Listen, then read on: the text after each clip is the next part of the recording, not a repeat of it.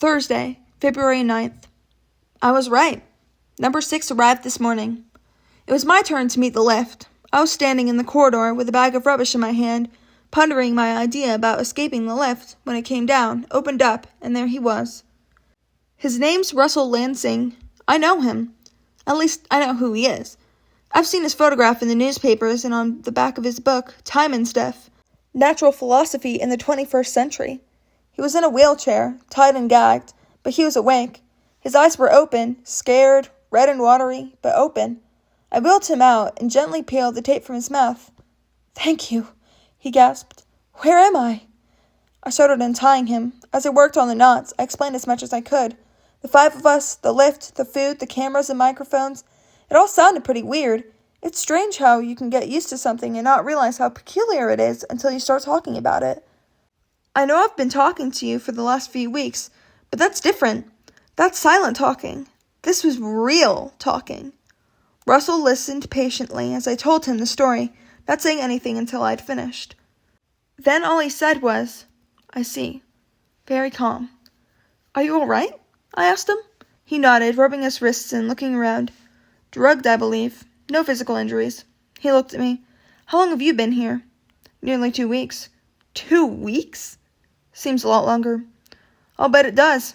He rubbed his eyes. "Is there a bathroom I can use? I must have been sitting in this chair for about 4 hours. "Yeah. Can you walk?" "I think so."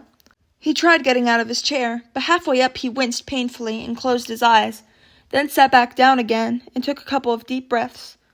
"Perhaps not," he said. "No problem." I wheeled him down the corridor to the bathroom, and as we went, his eyes never stopped moving, studying the walls, the ceiling, the door, the floor, everything. "What's behind these doors?" he asked. "Rooms." "Is that where the others are?" "They'll be sleeping," I told him. "We tend to stay in bed a lot. They'll be up soon for breakfast." "Breakfast?" "We're very civilized." He smiled. I said, "You're Russell Lansing, aren't you?" "I am indeed." "I'm Linus Weems." "Weems?" I nodded. "I've read your book." "Oh, yes? I really liked it. Thank you." I don't know what else to say. I felt a bit embarrassed, to tell you the truth. A bit sappy, like a little kid talking to his favorite pop star. I was glad the others weren't around.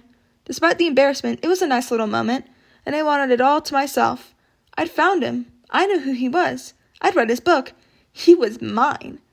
"Here we are," I said. "This is the bathroom. Can you make it from here?" "I think so." I helped him out of the chair. "There's a sheet on the back of the door," I said.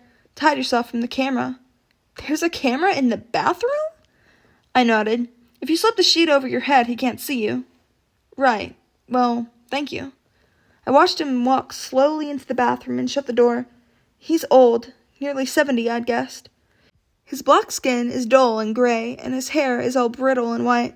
I remember reading somewhere that he does a lot of work with AIDS charities, that he has the disease himself, that he's dying. I can believe that. Over breakfast, he told us all what had happened. "It was my own fault," he said. "I met a fellow in a bar. I let him buy me a few drinks, and then I rather foolishly agreed to accompany him home. I think I did, anyway. I was rather befuddled at the time." Fred laughed. "Befuddled?" Russell held his hand out, palm upwards. He raised it slowly, paused, then turned it over, and brought it down flat on the kitchen table. Fred grinned. I wasn't sure what he was grinning at, but I joined him anyway. It felt like the right thing to do. It felt good. Then I looked round the table at the others, and my smile faded. Anya and Bert had been giving Russell funny looks ever since I'd introduced him. I don't know why, and I didn't care much, but the way they were looking at each other, shaking their heads and exchanging disapproving glances, it really bugged me for some reason. "Something on your mind?" I asked Bird. He looked at me, sniffed, then turned to Russell. "This man you met at the bar," he said coldly. "Did you get a close look at him?"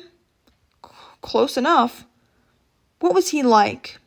Russell gave it some thought. After a while he said, "Charming, manipulative, persuasive, intelligent, endearingly bland. In hindsight, a class of psychopath. Description? Middle-aged, dark hair, about 5 feet 10 inches tall, well built, not overly muscular, strong hands, clean-shaven, lightly tinted spectacles, charcoal suit, white shirt, burgundy tie, black slip-on shoes, burgundy socks." Bird looked skeptical. You remember all that? I'm a physicist. I'm trained to observe. Oh, right, Bird scoffed. That's what you were doing, was it? Hanging around bars, observing other men? Russell looked at him. I'm gay, Mr. Bird. Is that a problem? No, of course not. I was just saying... Fred let out a snort of laughter. Jesus, you're black and you're bent? It wasn't the most subtle way of putting it, and I was half expecting Russell to lose his temper and storm off or something, but he didn't seem to mind at all. He just looked at Fred and smiled. Fred smiled back at him. Then, without a word, Russell put his hand to his eye, lowered his head, and dug with one of his fingers. After a moment, he looked up again and held out his hand. Where his eye had been, there was now just an empty socket, and in his hand there was a smooth glass bauble. Not only black and bent, my friend, he said to Fred, but one-eyed to boot. Late evening. Mixed emotions. I like Russell. I like his calm, his insight, his sadness. I like his humor. I like the way he accepts things. It gives us balance. It gives me balance. I'm not sure why. It's probably got something to do with him being smart. He's a very clever man, Russell. He knows his stuff, and I like that. I like it because I'm smart too, and we all like things that remind us of ourselves. I'm not saying I'm a genius or anything. I mean, I don't know as much as Russell, obviously. In fact, there's plenty of stuff I don't know the first thing about. But I'm well educated. I've been taught how to think. So even if I don't know the facts about something, I can usually work out how to think about it. And that's what being smart is, knowing how to think. Facts are all well and good, but they don't mean anything if you don't know what to do with them. Anyway, I'm smart. That's all I'm saying. I feel an affinity with Russell because I'm smart. It's no big deal. I'm not bragging or anything. It's just what I am. We're all something. I'm smart. Fred's strong. Jenny's kind. Anya's beautiful. Bird's fat. We all have our qualities, and none of them are any better or worse than others. They're just different. At this evening's meeting, Russell didn't have a lot to say. None of us did. There were no new ideas, no suggestions, no eurekas. Bird seemed preoccupied with something and hardly said a word. Anya had a headache and retired to her room. Even Fred seemed unnaturally quiet. The only one who had anything constructive to say was Jenny. When I showed her the escape ideas from last night, she quickly looked over the pages, moving her lips as she read. Then she jabbed her finger at my distraction idea and said, "That one. The rest are useless." I couldn't help smiling. What about Fred's? Which one's that? I showed her the idea about putting a message down the toilet. She read it again, looked at Fred, then giggled.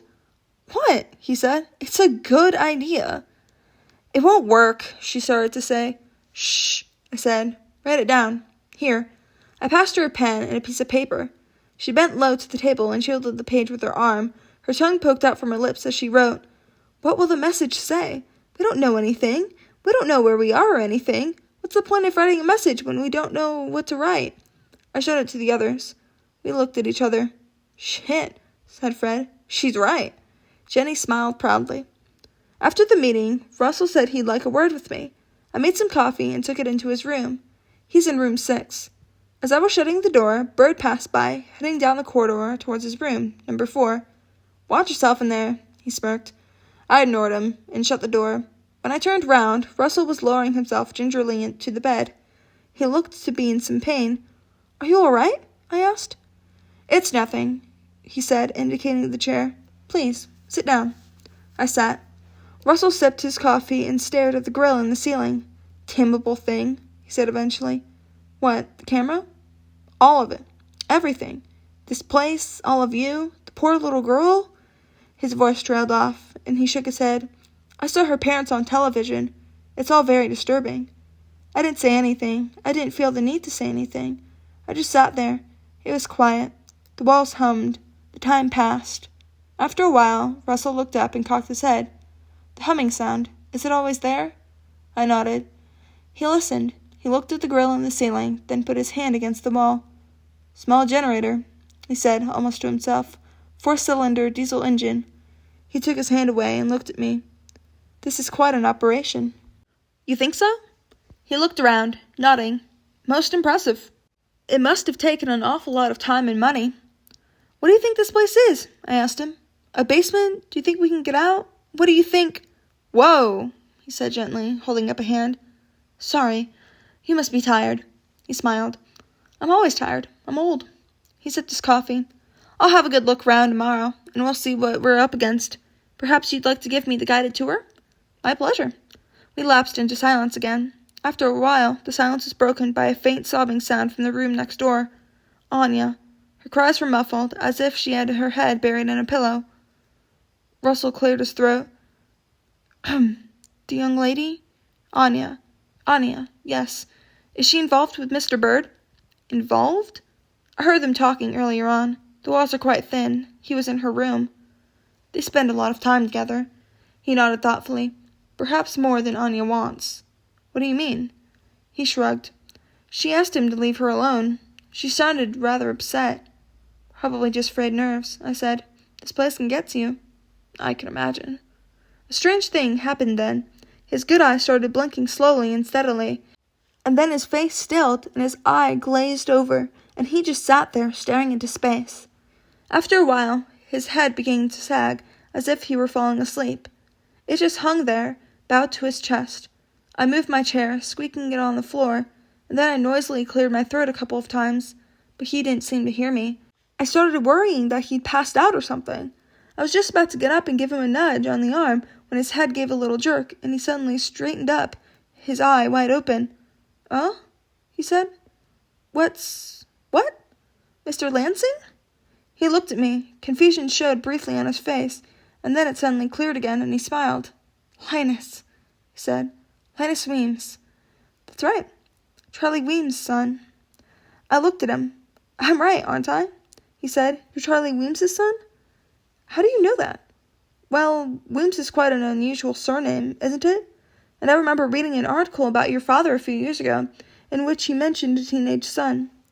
I also remember reading somewhere that your father is a huge fan of the Peanuts cartoons, and I seem to recall that Charlie Brown's best friend was a character called Linus Van Pelt. He smiled at me. I'm not really a great admirer of the Gribbles, but I've always loved cartoons and comic strips, and I think your father's earlier work is up there with the very best. Some people have the ability to get you talking. They can get you telling stuff that you wouldn't normally share with anyone else. Russell is like that. I don't know how he does it. He doesn't really do anything special. He just sits there, asking the odd question and listening patiently. There's a peacefulness about him that brings things out. He certainly got me talking. I didn't mean to start telling him everything with my dad, but once I told him that he was right, that I am Charlie Weems' son, and that Dad's earlier work is really good, and the Gribble stuff are really crap, and that Dad did name me after the characters in the Peanuts cartoons, I just couldn't seem to stop talking. I've never forgiven him for calling me Linus, I admitted. It's such a stupid name. It could have been worse, Russell said. He could have called you Snoopy. Well, yeah, but at least everyone's heard of Snoopy. Most of the kids I know don't have a clue who Linus Van Pelt is. They just think I've got a really stupid name. Russell smiled sympathetically. Linus is the one with the security blanket, isn't it? The little kid who believes in the Great Pumpkin? Yeah. We talked a bit about Dad's cartoons then. They're actually nothing like the Peanuts cartoons. They're a lot darker, a lot more unsettling, and they're not really suitable for young kids. A lot of people compare them to Gary Larson's Far Side stuff, and I suppose they're a bit like that. A bit surreal, a bit bizarre. But if you ask other cartoonists to describe my dad's stuff, most of them will compare it to the work of a man called Bernard Clibben, who very few people have ever heard of. Which was pretty much my dad's situation until the Gribbles took off. Is it true that before the TV series he never made any money from his cartoons? Russell asked. He made a bit, I said, but not very much. Most of his money came from the stuff he got published in magazines, which wasn't a lot. What about his book? Nobody bought them. So how did you manage? My mom had a job. She was a lawyer. That's how she met Dad in the first place. He was one of her clients. I looked up at Russell. Dad got done for drugs, and Mom helped to keep him out of prison. Russell smiled. And then they fell in love and got married? Yeah, I suppose so. Although, well, I was only little when Mom was around, so it's hard to remember anything very clearly. But I know they used to argue quite a lot, shouting and screaming at each other like maniacs. Mom was always nagging at Dad to get a proper job. She'd get really angry sometimes, telling him that she was fed up with him sponging off of her all the time. I don't really know if she meant it or not, but there was no doubt that Dad was dependent on her for money. That's partly why everything was so bad when she died. I was 9 years old when my mom died. She got ill, started staying in bed a lot. Her room smelled bad. She went into the hospital and died. Dad cried a lot and stayed drunk for days at a time. I can't think about it. Can't. Don't want to. Dad had to start selling stuff eventually, I told Russell. The car, Mom's jewelry, whatever there was. He sold it all, and we still didn't have any money. It got so bad that he even began looking for a job, a real job, something that would actually bring in some money every week. Did he find one? I smiled. All he's ever done is draw cartoons. He doesn't know how to do anything else. He's totally unpresentable. He doesn't like people, he's rude, he takes drugs, he drinks too much. Not the ideal employee, then. I laughed. Not really. So what happened? The Gribbles happened, for God's sakes. The Gribbles. You've probably never heard of them. I mean, they're massive in most parts of the world, especially in the Far East, but for some reason, they've never really caught on in the UK. Dad's original picture book, simply called The Gribbles, was published here, but it probably only sold about 20 copies. Not that Dad cared. He never wanted to do the book in the first place. He didn't even like the Gribbles. They were just something he drawed one day when he was bored, a few sketch doodles at the bottom of a page. He'd never meant them to be anything. But his publisher happened to notice the sketches when Dad was showing her something else, and she thought they'd make good characters for a children's picture book. I don't do children's picture books, Dad told her. I can't pay you for your other stuff, Charlie, she told him. I'm sorry, but nobody wants it. Dad sighed. So how much can you give me for the Gribbles? Not much, was the answer, but that was enough for Dad. He went to work on the Gribbles, fleshing out the sketches until he had his basic characters, which in effect was just a big lumpy head with stubby little arms and legs, and then he drew about half a dozen different versions, gave each of them a different color, came up with a few little adventures for them, and that was pretty much it. The Gribbles. They look a bit like this. All I can really remember about the original book is the color of each Gribble was supposed to represent its personality. So blue Gribble was sad, red Gribble was excitable, black Gribble was... I can't remember what black Gribble was. Evil, probably. Or maybe depressed? I can't remember. Anyway, the book came out, no one bought it, and the Gribbles sank without a trace. And then, just at the point when everything seemed utterly hopeless, Dad's agent rang to say that a Japanese TV company had bought the rights to the book, and they were making a cartoon series based on the characters. And that's how Dad became rich beyond his dreams. The TV series was a huge hit in Japan, and within a year or so, it had been sold to almost every country in the world, and the money had just started pouring in, and it's carried on pouring in ever since. Dad even gets a cut of all the merchandising, the Gribble dolls, the Gribble lunchboxes, the Gribble pencil cases. He makes a fortune from all that kind of crap. And of course, he loved it at first.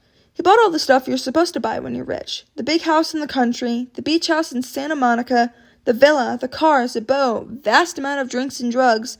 He could buy whatever he wanted, and he did.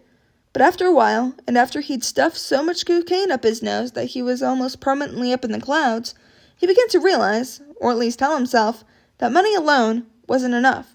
And what he really wanted, above all else, was respect. He wanted to be taken seriously.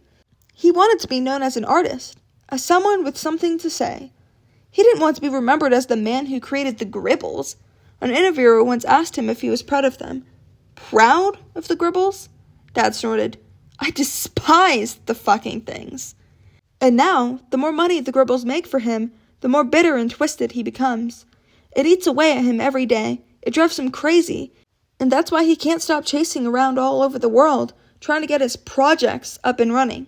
Animated films, graphic novels, experimental CGI stuff, the kind of stuff that he hopes will give him the respect he thinks he deserves.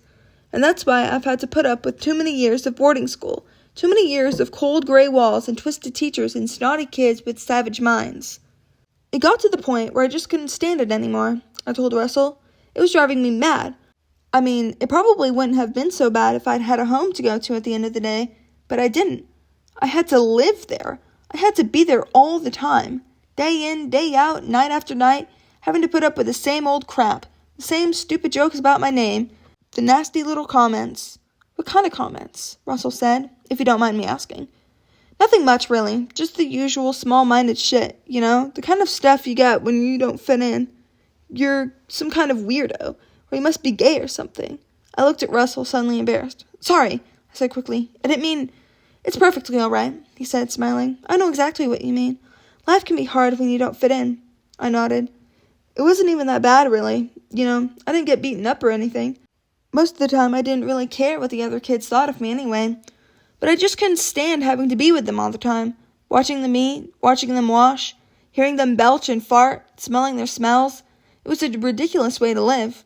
Everything about it just stank. I sighed. You know that horrible smell of someone else's shit? It was like that, all the time. So, Russell said, you ran away? Well, I didn't exactly run. But you left school. You left home. I nodded again. Dad drove me back to school after the summer holidays. He dropped me off. I waved him goodbye, and then I walked into town and got on a train to London. That was just over 5 months ago. I've been living on the streets ever since. And how has that been? I shrugged. It's all right. He smiled. Any less smelly? Not really, but at least you can get away from it. Where do you sleep? Anywhere. Mostly around Liverpool Street. Hostels? No. I tried one once. It was worse than school. It's best to stick to the streets. There's plenty of places if you know where to look. Doorways, abandoned houses, railway tunnels. It's not as bad as it sounds. What do you live on? Busking, begging, handouts, bit of stealing now and then. It must be hard. No harder than anything else. He hesitated. Do you take anything to make it easier? Mean drugs? He nodded.